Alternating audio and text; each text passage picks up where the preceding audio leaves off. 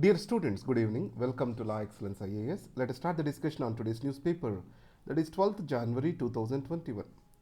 I have a small announcement to make for you. For the last 3 days, I haven't uploaded the videos to you. I am going to fulfill all these videos by tomorrow morning. I am working on that. Due to mains examination, my time was distributed to the mains going students, and we also have taken up distribution of food lunch to the mains aspirants at the examination centers. So making those arrangements, etc., it took some time for us. In this case, the first article today is Bridging the Gulf.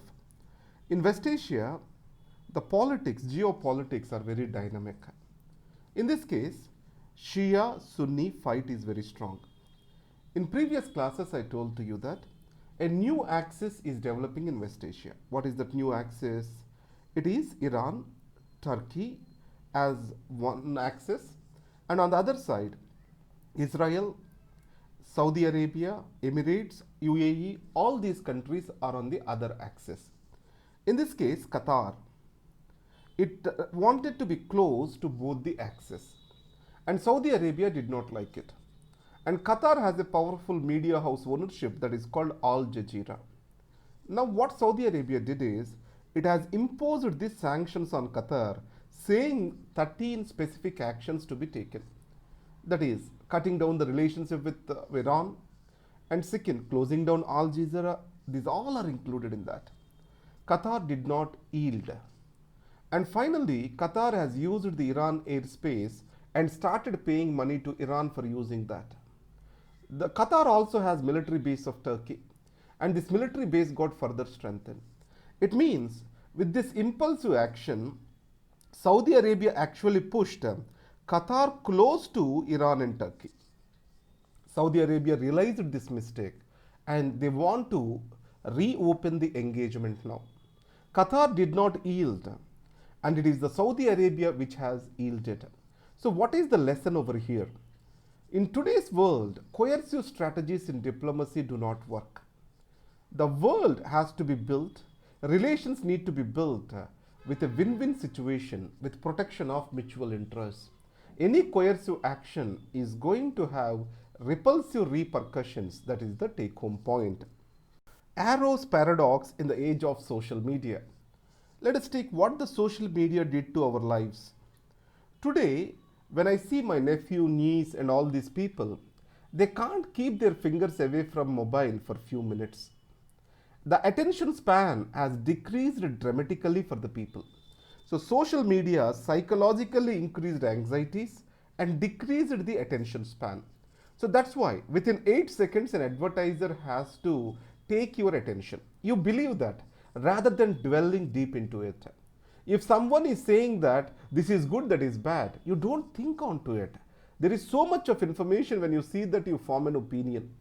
And second thing is, if you have that inquisitive probing mind which can ask the question why, then you may get deeper into the issue. In such a situation with low attention span, what are the consequences? What are the consequences? The first consequence is this. Many of the times, the minority and powerful, the people who do not constitute majority, I am not talking in religious or linguistic terms. With regard to a particular issue, people carrying the minority opinion, they can change the public opinion by capturing the media or capturing the information systems. This is what we call it as Arrow's paradox. When there are two possible decisions, that is yes or no, black and white kind of these decisions, minority by capturing the information systems and by managing the perceptions, they can win over the argument. They can get a favorable response to them. Here, Proposition 22, let us understand this. In United States of America, California state, these gig workers have gone on strike. Gig workers means Uber drivers, all these people. These gig workers' major demand is this. They have to be considered and recognized as employees. It means they get social safety net. These mega companies, tech companies, platform owners, they don't want to recognize them as employees. They want to recognize them as contractors. In such a case, the expenditure on the company will be very less, hire and fire is very easy, etc. So these people started a campaign these rich people on the social media, which stated that this particular considering the employees is not in the American ethos. Actually, free driving is giving them the minimum wages and giving them greater liberty and providing them greater benefits. This is the propaganda they started. And finally, American people agreed to it.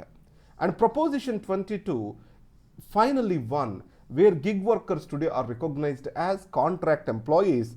Obviously, this is going to be a landmark for the entire world today, because gig workers are not just in America, they are across the world today.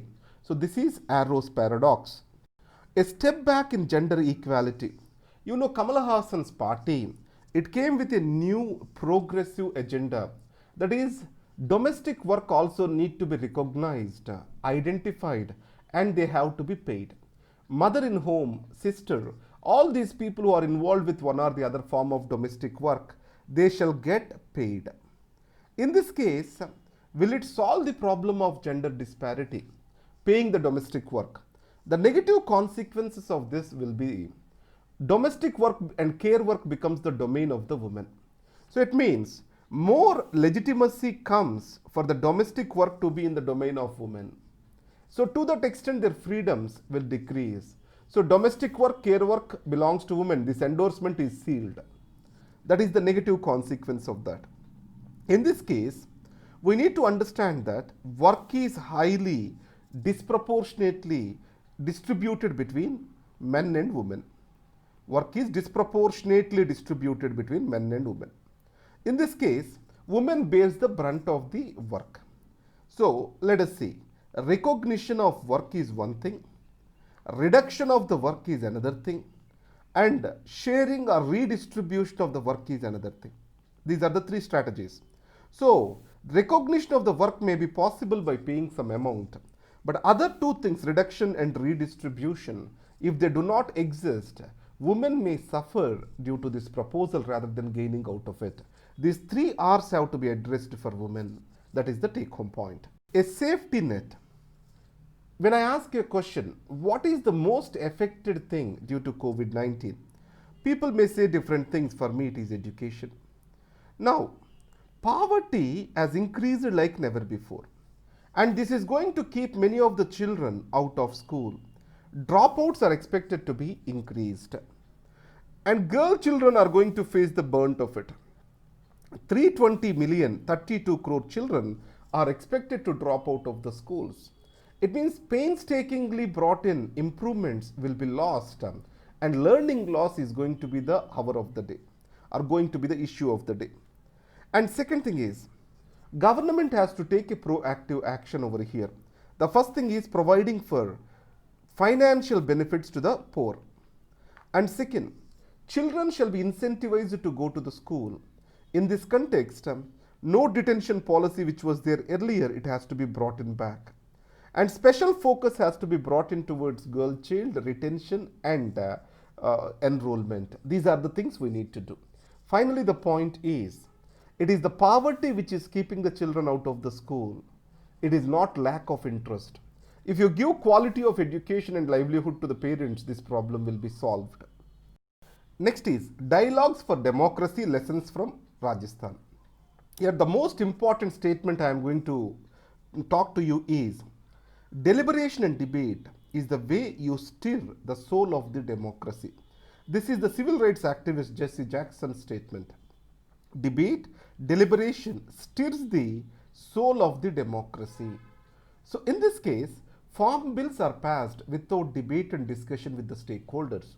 The root cause of this problem is the misunderstanding developed between government, farmers and various other stakeholders because of the hasty legislation. The high-handedness of the government is unexpected in a democracy. A open, transparent government that discusses with the people is important. In this scenario, Rajasthan is a land of transparency. Why I am saying that is, RTI Act has started its journey over there. Recently, MG Narega Samvad, this is what has been brought in. What is this MG Narega Samvad is about? So many of the times the great grievance of the workers here is not receiving money on time. Central bank, that is government of India, transfers that money to these MG Narega workers, either due to mismatch of Aadhaar or due to bank account being dormant or one or the other technical reason. Almost 25% of the people, to be specific 23.2 I think, they are not receiving money on time. Then this MG Narega Samvad, it is an open debate on these issues, and finally government worked. Today it is reduced to 2.7% from 23, somewhere close to that. And second, if you go to the Jan Suchana portal is another innovation. Almost 60 departments, different departments, and their information is being kept at one single place, that is called Jana Suchana portal. So how this Jana Suchana portal was brought into place is also important. The government has conducted something called digital dialogue for this. Digital dialogue. So listening to distant voices and voices of the stakeholders is essential for democracy. That is the take home point. Reframing India's foreign policy priorities. This article is very pessimistic with regard to the conduct of India's foreign policy. Many of the people argue that Indian economy went to shambles after NDA government came to power. I say that the much worse happened on the diplomatic front, on the foreign relations front. If you take neighborhood, now other than Bangladesh, we do not have many friends over here. We are cultivating relations a bit with Myanmar and then Bhutan. But Nepal, Pakistan, and then Sri Lanka, we have many issues with all these countries. China is making inroads, strong inroads into neighborhood. The organizations like SAARC, non-alignment movement, these all kept India in a different plane in the global affairs. No such a thing is happening.